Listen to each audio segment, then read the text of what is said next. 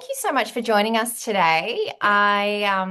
We had such an overwhelming response to the topic, and it was really kind of blown me away. And it's in some ways unsurprising, though, because when you look at the statistics, burnout is very significant, and it's also impacting Australians in the data more than the rest of the world. So, Boston Consulting Group in 2024, in their research, found that 53% of Australian workers were struggling with burnout versus 48% of the global workforce. And it is costing businesses a lot of money as well. So it is a relevant conversation. We're going to dig into it with our beautiful experts here. Before I introduce everybody, I would just quickly say my name is Sam. I'm one of the co-founders of Antipodes Future.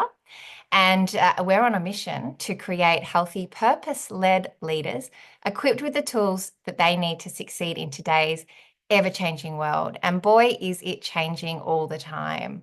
Everyone's probably thinking AI. Yes, definitely. That's going to be one big changing factor.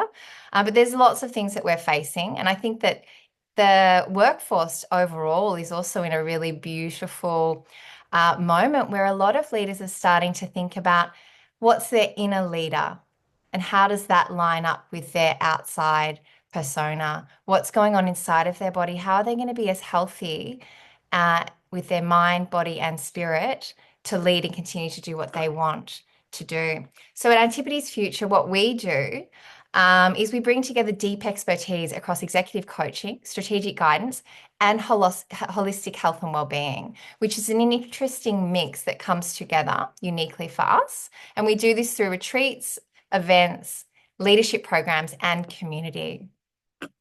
I'll talk more about some of our retreats later. A quick note on housekeeping before we introduce the panelists.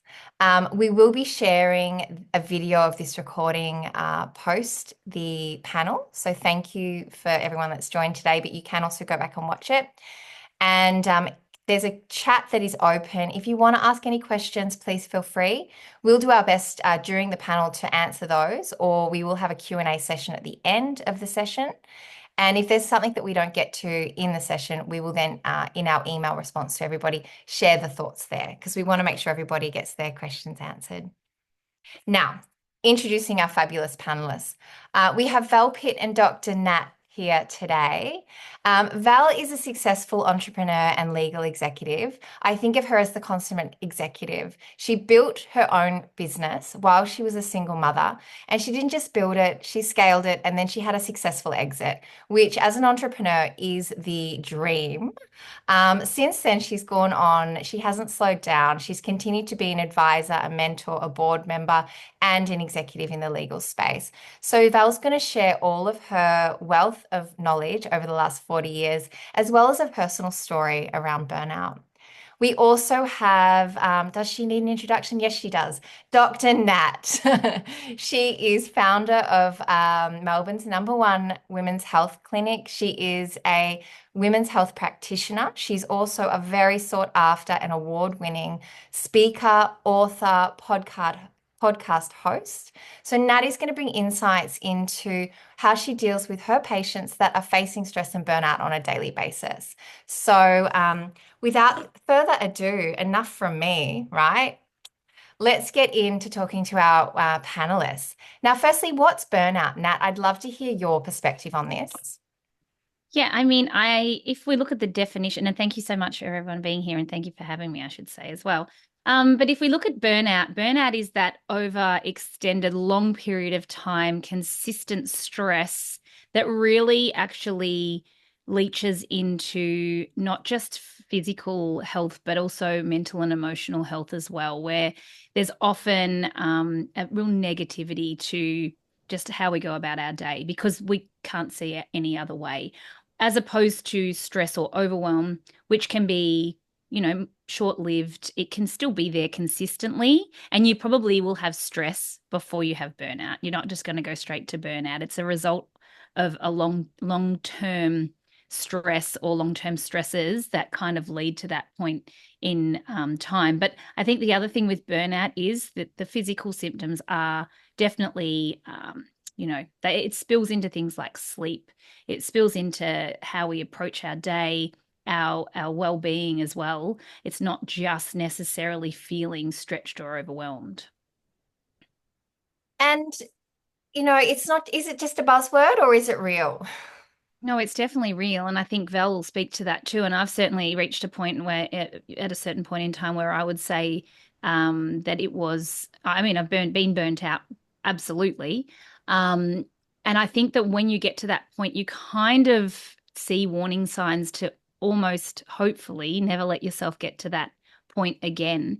But until you've actually really experienced it, maybe you don't know what that is. And there's stages of it too. And in a it's not even a medical term. Adrenal fatigue is still not yet a medical term, but there are stages of fatigue. And what that means is it's just the different levels of how it affects the body. But I would say that you can have adrenal overwhelm and your adrenals are exhausted. And we can see that in various presentations of symptoms, but also can we test for it? Sort of. We can sort of test for it. But I always say symptoms are the loudest thing that you can look at and utilize in these circumstances. So I don't think it's buzz. I think it's a reality of our modern lifestyle. And thinking about some of the symptoms or the stages, what would you say they are for people on the call that might be going, oh, I'm unsure if I've had it? What would Mm. those be? So I think initially everyone can relate with feeling overwhelmed or overworked or overstretched or overcommitted. And we know what that feels like. It's there in the background. We keep it kind of, but we may not actually acknowledge it. And this is the first step in actually overcoming it is you have to actually acknowledge it. Otherwise, if it's left unacknowledged and unattended to, it then starts to spill into very often sleep and very often hormone health. Your sex hormones and your stress hormones compete with each other. And you can't have balance of that because your stress hormones are designed to save you, but they're not designed to be constantly streamed. They're supposed to be there to save us from danger in a moment, and then we hopefully are able to kind of move that hormone out of our body, those stress hormones out of the body, and then we get back to normal living. We don't have that bounce back as much because we start to idle at a higher rate. And then once we sort of start to see it spill into sleep, like I said, is a really common. And then women that are still menstruating will see that in their menstrual cycles, often reflected. And then the next phase of that is almost an exhaustion. So this can be very different for everybody. Personally, when I experienced that, it was the most excruciating headaches for weeks. They didn't end. They just kept going and they kept going. It puts you on your bum. Like you will actually be depleted and not have anything else in the tank. But also what I touched on before, it's that mental and emotional element where it's the lack of drive, lack of desire, very cynical, don't want to keep on going, can't see a way to keep on going when you're really at that stage and you literally feel like you're flattened. Um, Now you mentioned that some of the tests and you can sort of test for it. What do you mean by that? So what are some tests that do indicate that you are in this burnout phase? Yeah, you can test for cortisol levels, right? But the problem with that is it's just a snapshot of a window in time. If you were to go, and then there's other factors involved. So if you don't know how to interpret a test, that's often a challenge. And it's just the system. It's not saying someone's better than somebody else, but often doctors are reading a report and the report is put together by a pathology lab. So if you don't know how to interpret a test, that can be the first fail. But also cortisol really needs to be measured over a 24-hour period. And usually, when we're testing cortisol, we're only testing it for one moment in time. So, if we wanted to do a thorough test and test cortisol over 24 hours, that gives us a much better snapshot into what's actually happening and what that's doing over the course of the day, because it changes over the course of the day. So, cortisol is supposed to be highest about half an hour after waking, and then Mhm. it slowly tapers off. And then melatonin's the opposite, when melatonin is at its lowest when we wake in the morning, and that it slowly increases throughout the day to make us feel tired to go to bed. Now, you can probably understand that if cortisol's high, you're not going to feel tired to go to bed. It's in competition with melatonin, or they kind of like, they at some point in time, they cross over throughout the day. So if your cortisol's high and melatonin's not getting to do its job, then you're going to feel wired and probably tired, but you can't sleep. And that's that sort of second phase of burnout that I was talking about. So you can test for this, but there's so many variable factors. And often it's only when it's completely shot that you will have a report going, oh my goodness, your cortisol is actually terrible. But we're not necessarily testing, or the phases that we would want to get that information, we're not necessarily testing for it either. So the testing can be great, but it needs to be over a period of time. You need to look at where that is in the cycle. There's a lot of variable factors that really come into that that make it difficult to use it as the only tool to diagnose. Mhm. So there's some tests that can be done, but often it's going to show Yeah, the best test like is you a Dutch. have fibroid. Yeah, right. The best test is a Dutch test, but they're like $500, and I just don't think it's something that most people are willing to do at that point in time. A lot of people now really do prioritize health and realize that they're going to perform better in their day-to-day life by having this information, and they want it, and they'll come and they'll say, I want to do a Dutch test, I want to do a 24-hour cortisol test, which is great. Fine, let's have that information for sure. But not everybody is necessarily proactive. Not everybody has access to that. And it's not something that is a generic Medicare covered test. So therefore, it's not offered often either. And that's part of the reason why we don't have this information. But you can do that sort of testing. But like I said, for patients, symptoms never lie. I will always look at symptoms before that anyway. You can kind of ask the right questions, and there's certain questionnaires that you can look at that can really help you to profile symptoms to figure out, are you overwhelmed, stressed, burnt out, adrenally fatigued, and whatever else in between that might be. Yeah, thank you. And Val, what's been your experience with burnout? So, burnout for me wasn't just about feeling exhausted. It was a slow, creeping decline that I just simply didn't recognize until my body literally forced me to stop. So, just like many people, I was growing a business, raising two children, working long hours. My days usually started with a coffee and ended with grabbing whatever snack I could find, often eating at my desk or on the go. Tim Tams for me were a bit of a staple, delicious but not exactly brain fuel. At first, I brushed off the warning signs: constant migraines, brain fog, needing painkillers just to get through the day. I mean, those migraines were horrible. Then I started having these nasty seizures. I was diagnosed with they called it petit mal. It was just a form of epilepsy. I think for me, that was my moment of truth. It wasn't just stress anymore. My body was breaking down slowly. So, it was a real shock. I had to stop and ask myself, what was I doing? Or more to the point, what was I not doing? I think it was at that stage that I knew something had to change. I mean, several things happened along the way. I stopped treating my health as optional, should I say. I had always prioritized work over myself. I mean, that just had to shift. I made time to exercise, not as an afterthought, but as a non-negotiable. I did that by getting up at 5 a.m. sometimes, at 4:30. It's just what I had to do each morning. I had to move my body. I changed the way I ate, real meals, not just snacks to keep me going. I also set boundaries for real this time. I stopped glorifying being busy. I mean, I was always busy, and it was probably my measure of success. I started to redefine productivity, not as working more, but working smarter. I gave myself permission to rest without guilt, and that helped enormously. I built a support system. I stopped trying to do everything alone. Surrounded myself with people who understood the pressures I faced. I invested in mentors, wellness experts, Dr. Nat, and community, which is the big reason I started talking to Sam about Antipodes' future. Lessons for me, I think, burnout isn't a badge of honor. It's not proof that you're working hard. It's proof that something is unsustainable. For so long, I thought success had come at a cost. And I know that success is building a life you don't need to escape from. That's why I'm just really passionate about this topic and helping other women avoid what I went through. You don't have to wait until burnout takes you down. There's just got to be a better way. So that's my personal experience. And I'm hoping, from this podcast, we can all learn from each other and share some war stories. Yeah, it's really good to hear that, Val.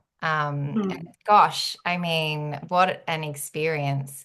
Do you think that now, we're having these conversations, which, let's face it, weren't probably happening 5 or so years ago, that more people can be, I guess, eyes wide open about what they're doing to themselves and not think it's normal? I think, it's really important to take deliberate steps to look at your life and to take ownership for your life. It's your responsibility to change some of your habits. For me, it took a bit of a near disaster to wake up and take stock of where I was at, what was I doing, and the fact that I was, I was a mum. I had children to take care of. Everything else just became second place. When you're ill and you're incapacitated, it becomes very, very real. When you're unable to function and you have debilitating migraines, it becomes very, very real. So, those for me were moments when I had to just really step up and just manage my life a bit differently. Wow, and it's so brave to kind of do that. Now, I want to kind of change pace for just a minute, and we're going to get back to a deep dive into the health stuff a little bit later in the conversation. But Val, you've got such a great insight into what's happening with professionals and executives. Can you talk to me about burnout in the workforce? What are you seeing? I think I work in recruitment, so I work in legal recruitment. So I talk to lawyers all day, every day, and I know that there could potentially be some people from the legal industry listening in. So I'm sure they are well aware of the issues we face. I believe we're at a critical moment in workplace culture where burnout isn't just an individual problem. It's a systemic issue that companies can't ignore any longer. It's driving attrition. Employees, particularly women in high pressure industries like law, are leaving because they lack ambition. Not because they lack ambition, sorry, but because they're exhausted, undervalued, and don't see a sustainable future in their roles. Well-being is becoming a leadership issue. Most organizations are realizing that burnout isn't solved with yoga sessions or wellness perks. It needs systemic change, from leadership modeling, healthy work habits, to rethinking how success is measured. I mean, there are lots of things that can happen in a workplace, hybrid work and boundary erosion.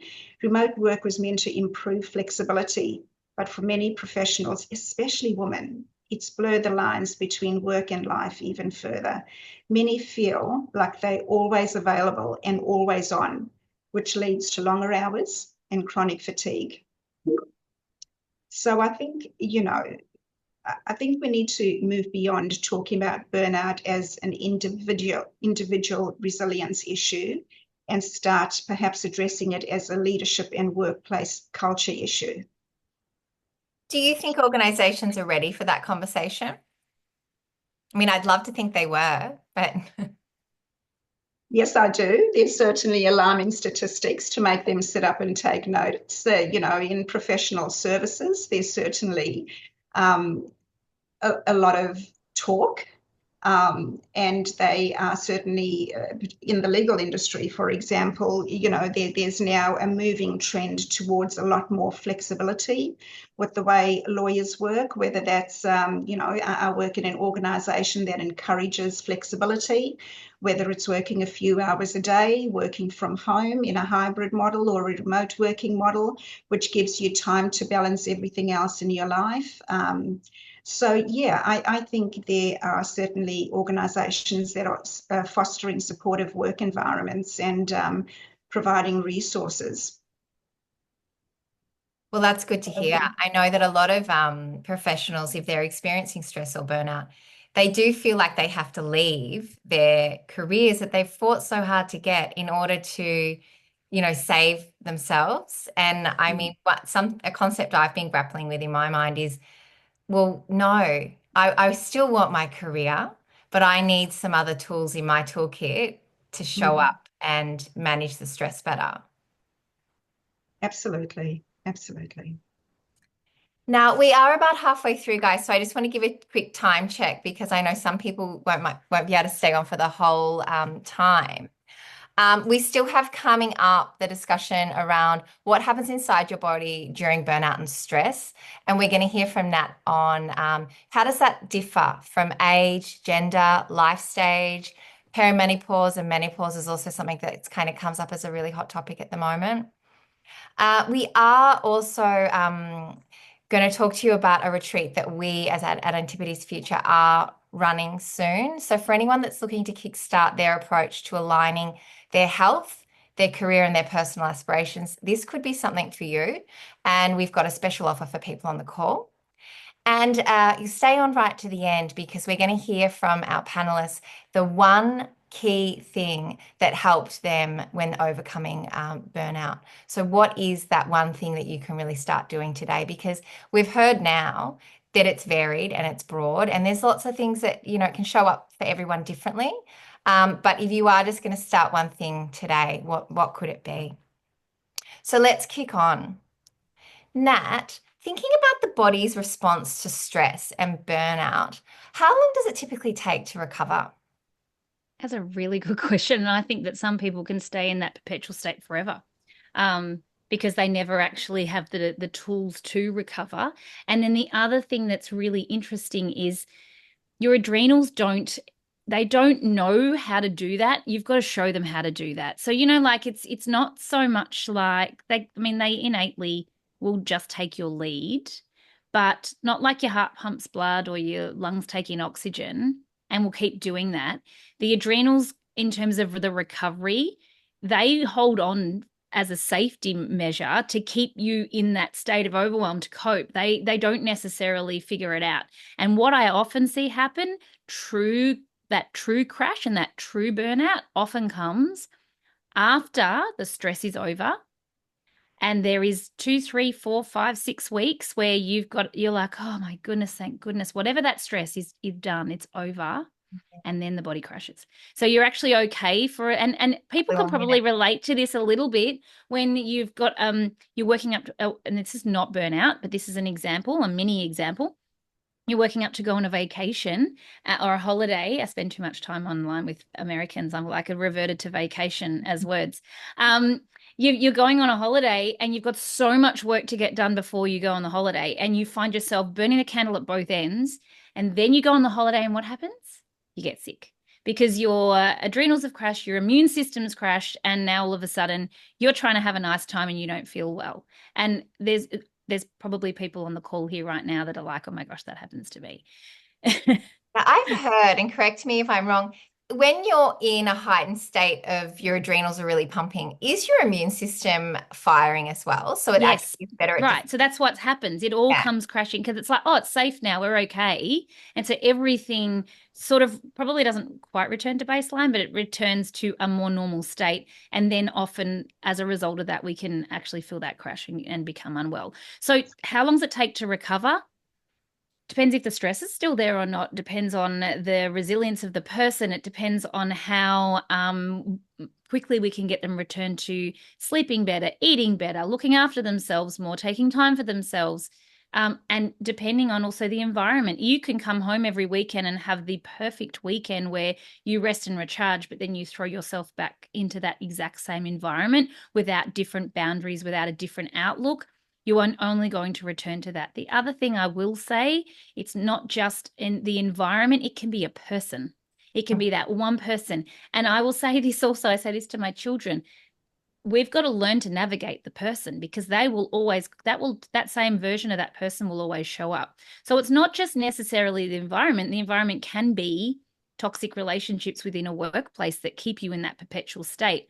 I believe we can always find ways to get what we want in life. This is something that I really feel like we can do if we approach things in the right way with the right tools. I'm like, every challenge is an opportunity to get what I want. How do I go ahead and get what I want?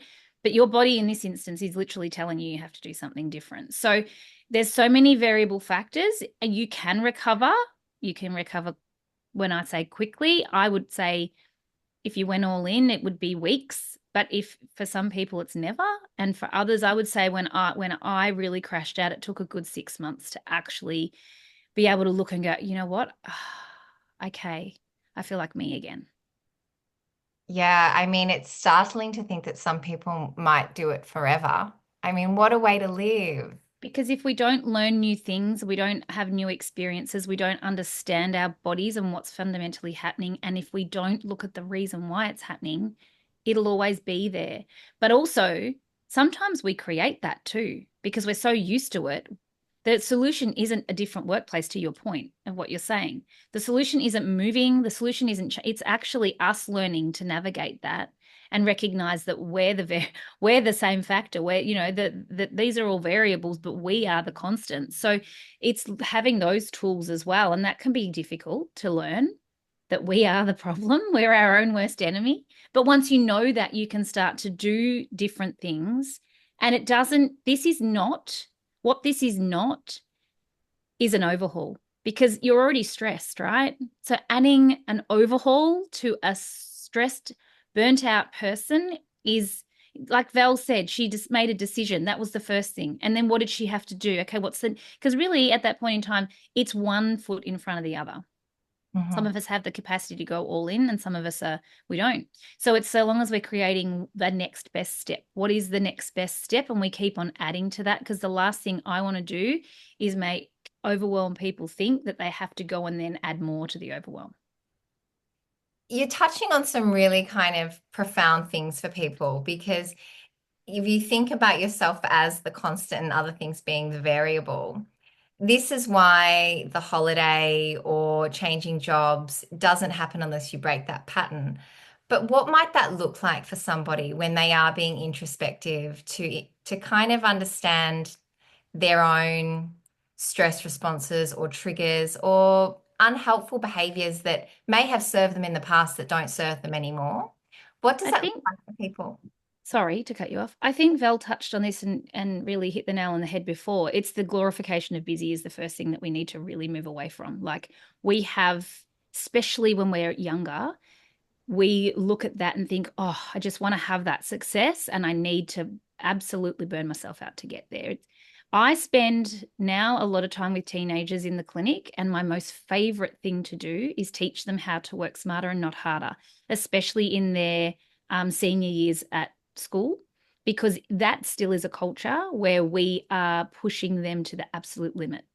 So I spend a lot of time trying to help them to do that. And that's first starts with awareness. It first starts with actually tuning into feelings. How am I feeling? Recognizing bad habits that we've set up. And I think that's actually part of all of this is the awareness that we need to have ourselves as to how we're feeling. So this is what I get patients to practice. How am I feeling? There's that feeling again. I'm feeling overwhelmed. Okay, good chat, Nat. It's a mental note, because what we tend to do is we just power on through with absolutely no awareness or not giving it any attention. So this, I think, is very important. The first thing that we need to do is actually become aware of how we're feeling, because we can't, if we're consciously stressed, we can do something with that. But if we're unconsciously stressed, we can't do anything with that. So checking in, asking myself, and I have to do this. I have to do this as well. So that's something that I think is very important. The other thing that I find and I see is often everyone else is telling us how stressed we are. And then we take on and we borrow other people's opinion of us. And it's usually someone that loves us. It's usually someone that cares a lot about us that will say, oh my goodness, Nat, you are so busy. And if I adopt that and start to use that mentality of, oh my goodness, everyone's telling me how busy I am, that's frantic energy that I don't want. So I get to do lots of things. If you're a busy person, probably anyone on here is there's a good chance that they're type A.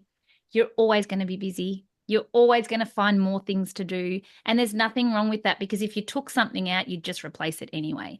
So I it's actually this. remember, Nat, on that note, I remember going to see a GP with one of my migraines, and a constant question was, "Are you stressed?" You know, and became so tired of that question, because to me it was a normal, and my constant response was, no more than the next person. Right. And I believe that I deal with that stress quite well, because I think I'm a fairly easygoing person. You know, I wasn't a Debbie Downer or any of that, but it was just my lifestyle. You know, Right. and the fact that, you know, I didn't realize I wasn't even sleeping properly. That Right. just accumulated. Yeah. It really does. So, I mean, whenever now I'm very aware of this, if someone says, oh my gosh, you're so busy, I'll be like, I do lots of things. I will acknowledge that I do lots of things, but I don't do it on my own. So I get to the outside world that might look like there's so much going on, but I'm not doing all, I'm just literally saying yes and no. I'm just like, yep, that's good. No, that's not. Do you know what I mean? And I love that and I thrive on that, but I have to check myself, because if I stayed in that state, that heightened energy state of, you know, all the things all day. So you have to become aware. Then with my awareness, I can now prioritize and set up certain things throughout my day. I might wake up on calls in the morning, but then I might have 3 hours where I'm at the gym.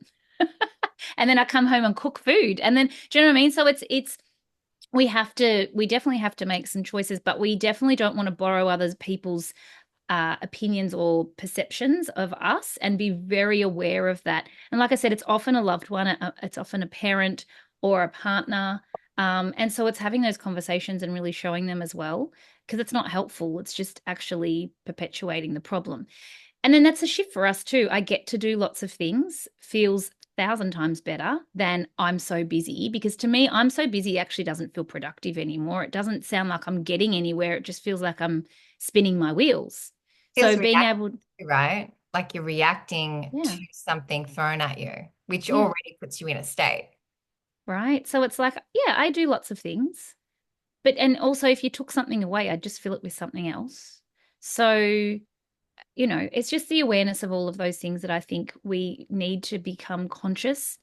We can choose to be consciously stressed. I can choose now. I can say, this warrants me actually being stressed right now because this is very important, or this actually doesn't. I'm just choosing overwhelm because I've been overwhelmed all day. I haven't created a circuit breaker, and I'm choosing overwhelm to make decisions about dinner and bedtimes for the kids. Do you know what I mean? Like, that shouldn't be like that. So a lot of this is about awareness and really starting to become more curious as to where is this creeping in, and how can I start to like change some things so that it's not actually impacting me every moment of the day.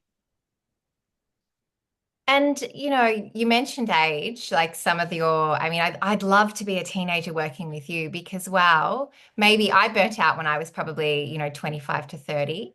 And definitely that same mindset of I want success, I'm going for it, and I have to do this to get there. Got to the end of it, it didn't turn out well. But I wonder, in your 30s and your 40s, women are starting, or men as well, starting to kind of understand that it's not sustainable to operate like that. These lucky teenagers that get to work with you now, can we talk a little bit though about managing stress in different life stages and how, whether you're in your 30s, 40s, or 50s, what might happen inside the body as well? Yeah, I mean, it's very different. Each stage is very different, and we probably are far more resilient in our 20s. Our hormones are robust. They're not developing. Our sex hormones develop at around the age of 21. So in those those years of puberty and into our early 20s, where they're temperamental. Our sex hormones are temperamental, and our stress hormones really do impact that. And we're just learning. Often it's our first encounter of a stressful experience. It's our first encounter of a relationship. It's a first of everything. So we don't have layers upon it like we do as we get more experience. And so I think I love to cut them slack, because it's very easy for us to go, oh, to be 17 again and worried about wow, wow, wow. But I mean, I'm like, oh, to be 17, remember your first time that you had that feeling? It felt huge. So I think actually we get what we expect, and this is something I love also, helping parents to navigate that. I don't have all of the wisdom, but I just made decisions that it wasn't going to be terrible to have teenagers in the house, and I wanted to help other people with their teenagers with their hormones, because it's often a time things go offline, and that's because things are temperamental. In our 20s and 30s, things are more robust. You actually can be and tolerate more stress, but it does come with consequences. Whilst we can have our cake and eat it too as women, it, like I said, it can take our sex hormones offline. So we need to be aware of where our threshold sits and try and sit underneath that. But you are definitely more robust. And then in our sort of late 30s and 40s, we start to come down the other side in terms of we've been, so it's the reverse puberty, right, into menopause. So we become temperamental again. Our hormones aren't as robust, and they definitely aren't what they were when we were 20. So we need to scaffold around how we approach our day, how we approach our movement, how we approach our sleep, how we approach our nutrition. It all changes. And then menopause and postmenopause, I think that's actually, that's an opportunity to like be fantastic based on the foundations that you've created. And really, I think that's, where we can actually put the throttle down and actually go harder, because we hopefully have so much more experience. Our hormones are kind of not as, they're not driving the show as much. And certainly our stress hormones don't change, but our sex hormones have changed. And so it's just being aware of these little shifts and what we need to do it. And there's a lot of conversations around this.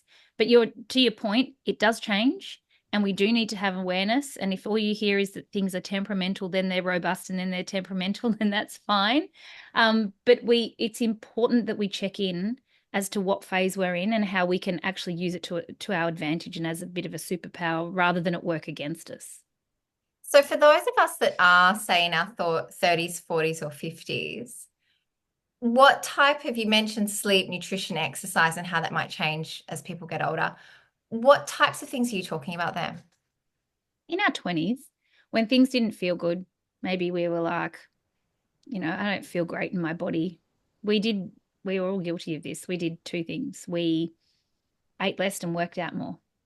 And then work fitted in around that, right? Or we probably prioritize work, but then we would make sure that we worked out and probably weren't as dialed in with our nutrition. Because of the fact that we're not as robust in our late 30s, 40s, and 50s, it doesn't work anymore. Protein is so important for women as we age, and maintaining muscle is really the key to longevity. So we know that whilst we have a lot of tools that help us, we have hormone therapy that can help women. The most protective thing that we can do as we age is exercise. It's more protective than HRT.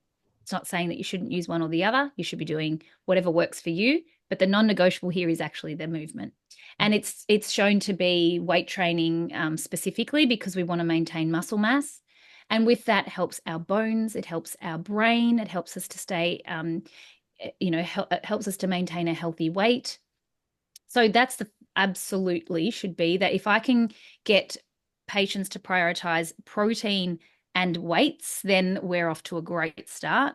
And that's often achievable. Those two things are often, if we can be protein forward, so that means that we're prioritizing that. And it's not only protein, but we are making sure that every meal has protein, then that's going to really give us a great foundation. Sleep is the next thing, absolutely. And we should be trying and aiming for around 8 hours. Everyone's different, but that's kind of where the research comes in for that phase of life, is definitely trying to hit 8 hours. So, really trying to stick to the 8 hours of work, 8 hours of play, and 8 hours of sleep.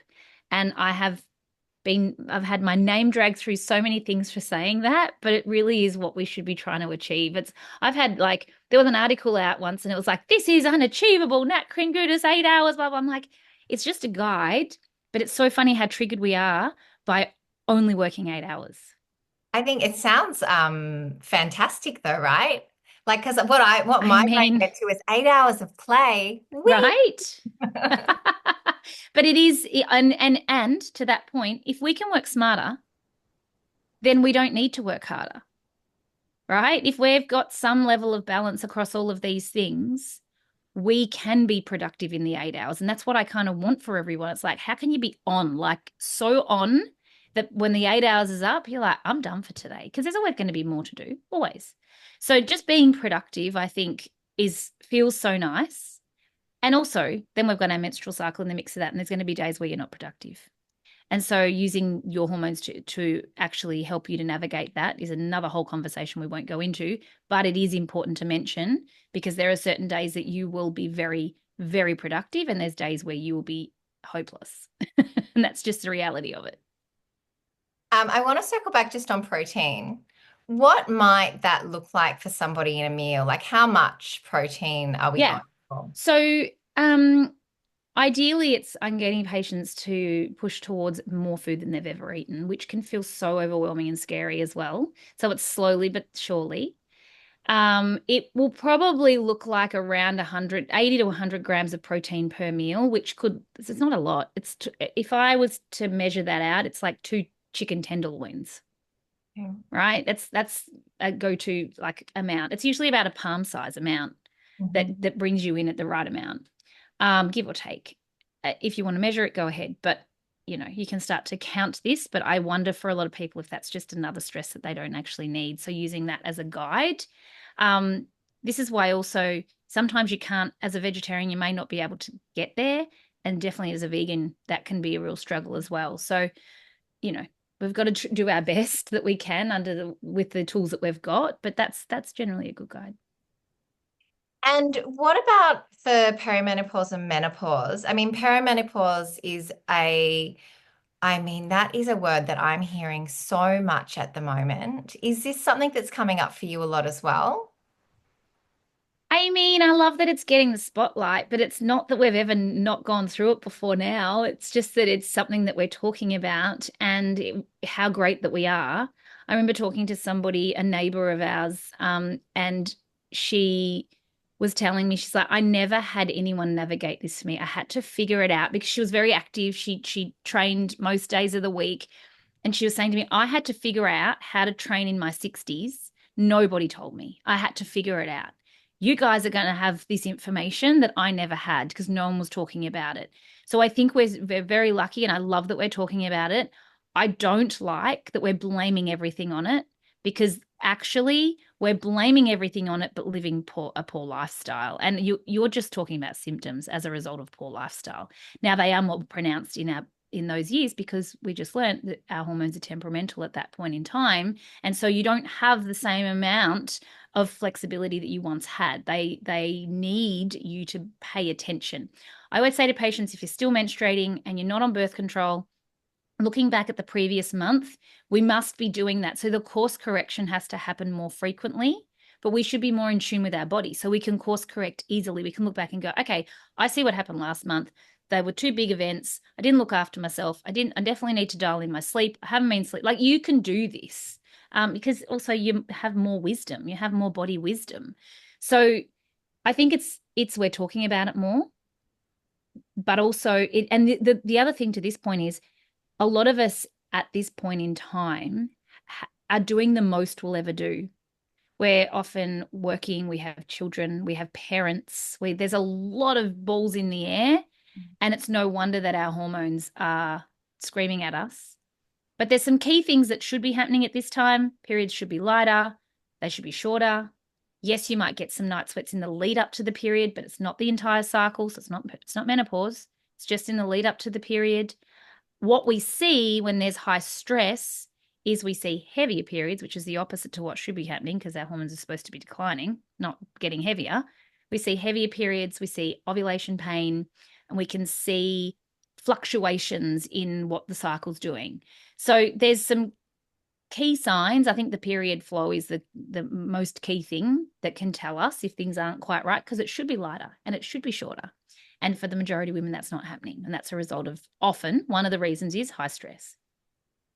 And what about for men? So testosterone and burnout and their adrenals, does that change as they get older as well? I know there's not a lot of men on the line, but a lot of us have men in our lives, We right? do. Yes. I mean, stress does crazy things to men are far more robust. Let me just say that. They can tolerate a lot more stress than women can. Mhm. But too much stress for anyone is too much of anything's not great. And what it often presents as for men is anxiety, depression, and often other symptoms like insomnia, weight gain, that are the most obvious things. The men are simple. They need to lift heavy things. That'll help with their testosterone. And they need to eat well and sleep. That's like literally they don't have to deal with the cycle. They're not having to deal with other influences that impact their hormones. They're very simple. They can actually get away with much more than we can. So, but if they're not lifting heavy things, then that can become problematic. A lot of men are sedentary. They're sitting at their desk all day. So I will make my patients get up and walk around every half an hour or so. Just simple little things. Go outside, get some sunshine. They're simple creatures. They really are, but they're just not doing it. And they're making sure they're getting the right nutrients to support their hormones as well.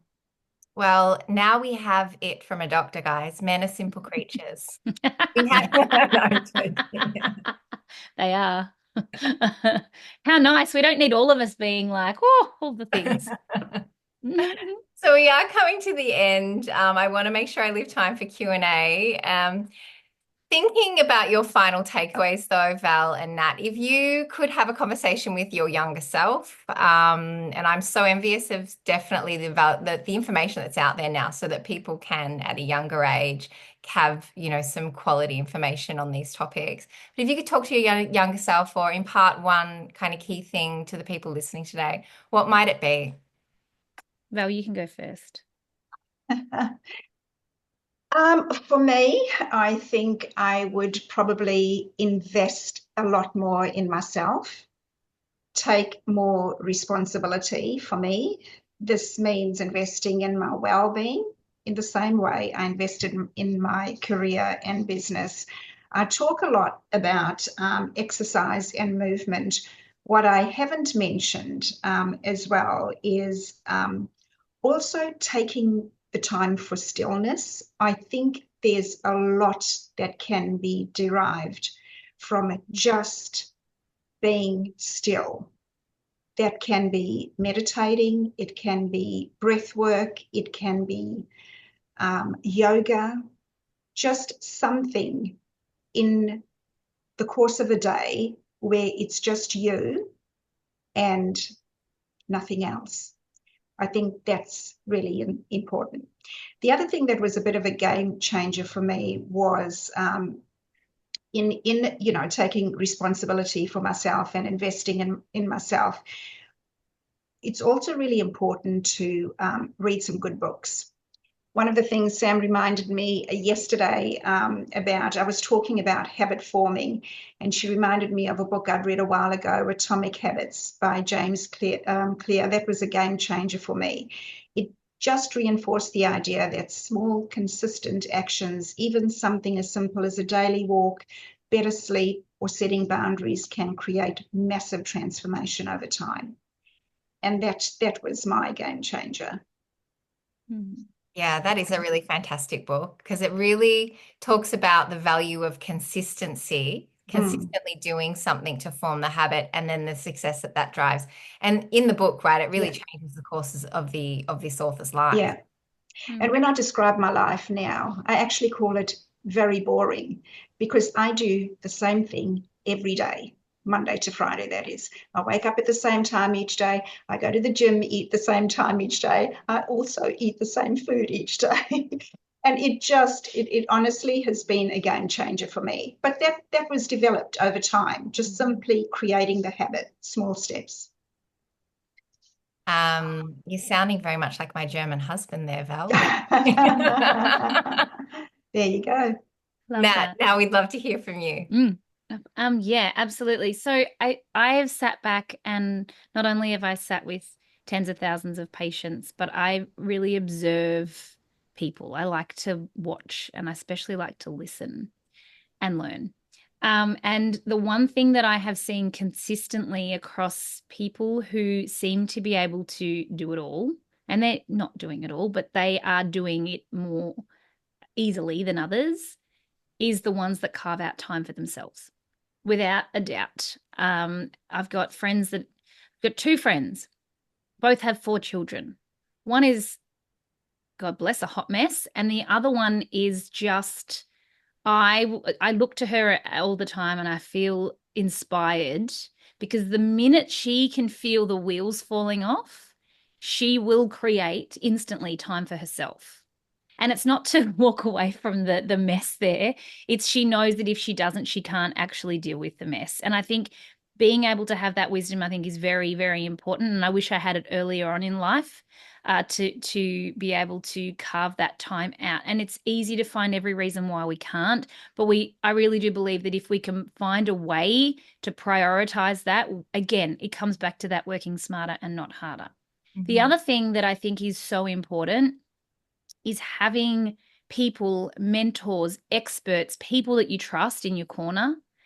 I employ people to do that for me. I know the answers. I know what I need to do, but I don't do it necessarily, or I don't do it as well as I could. And I know that over time that has really become something that's made a really big difference. I was talking to someone that I mentor the other day, and he was saying, I don't know what it is. I just can't find my groove. He's a practitioner. And I said, I know what it is. I said, you went through high school, you had people there, you had teachers, you had people instructing you. You then decided he was a police officer before he was in the health industry. You then decided to join the academy. You had people telling you what to do. You had goals you had to hit. You had to do things. Then you went in the academy. Then you went into the police force. You had people above you. You had people mentoring you. You had people helping you. Then you decided to study Chinese medicine. You had people instructing you, all this, and then now you're out in the big wide world, and now you're trying to figure it out for yourself. And there's nobody instructing you. There's nobody helping you, telling you you're doing this on your own. That's just one example of in business, but I think it's the same in our personal lives, is that we've often had people there that have helped us, and then we don't. And I think we really need to have, I call it your cheer squad. You really need to have those people in your corner, that cheer squad. And Val talked about building that before, those people that keep you accountable, even though you know what to do. And it's not that you need them there every day. And what I try and do with my patients is actually become irrelevant as possible, because you need to actually take responsibility for your own life. But carving out the things that I need to do to be the best version of myself actually require those two things. And I think if I can find and carve out moments, or carve out, might be even to the point of days, to do that, I'm a better mother, I'm a better practitioner, I'm a better leader, I'm better at everything just for doing that. So I know it can feel, a lot of people will say, I just can't afford to take the time off, I can't afford to do that. You can't afford not to, as far as I'm concerned, because we really do benefit from investing in ourselves like that. Yeah, and having it like a cheer squad and people, I know that And I've had finding people that get it, right? It's not actually you walking into an appointment being petrified of the person that's helping you. That's not good for overwhelm. That's not good at all. Sometimes we need the hard facts, but we shouldn't be afraid of our healthcare team. Gosh, no. I mean, how it sounds like you've got that trusted relationship with your clients where they would come in and I can't imagine them being scared of you. I hope so. I hope so. Two things. Two things that I really prioritize with patients is listening to what they've got to say. Nothing silly. Nothing's out of, off limits, and becoming irrelevant. They're my 2 goals. Well, I haven't seen any questions come through. Please do feel free to put them in the chat so that we can answer anything that might be on your mind that we haven't covered today. While that's happening, I might just talk to you a little bit about a retreat that we are running at Antipodes Future. And if aligning your health, career, and personal aspirations appeals to you, then this could be for you. Val, myself, Nat, Carmel, and we'll also be joined by an executive coach, Joe Stone, on the retreat. And you can think of us as your personal advisory board or your cheer squad. We're there to provide you with hosting really anything that we can help you with across those pillars. You might have a particular health concern that Nat can work with you on, we do also offer as part of the retreat the ability to do some pre-testing, which is optional, but it means you can come to the retreat armed with a bit of information about what is happening inside your body.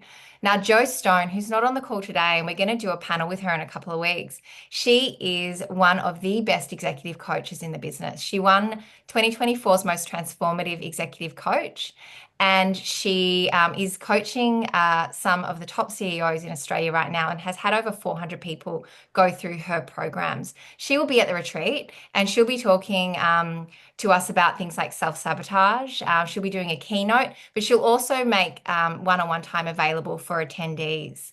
Val and myself will also be there. Now, my background is innovation and growth strategy. So for anybody that is a entrepreneur, an intrapreneur, so maybe thinking about scaling innovation with inside an organization, or just interested in driving more creative thinking practices for themselves or in their business, I'm more than happy to troubleshoot anything that might be happening. And Val, as we mentioned, such an experienced executive. If you're feeling it, she's probably dealt with it. So she's one person that is a great person to have in your corner.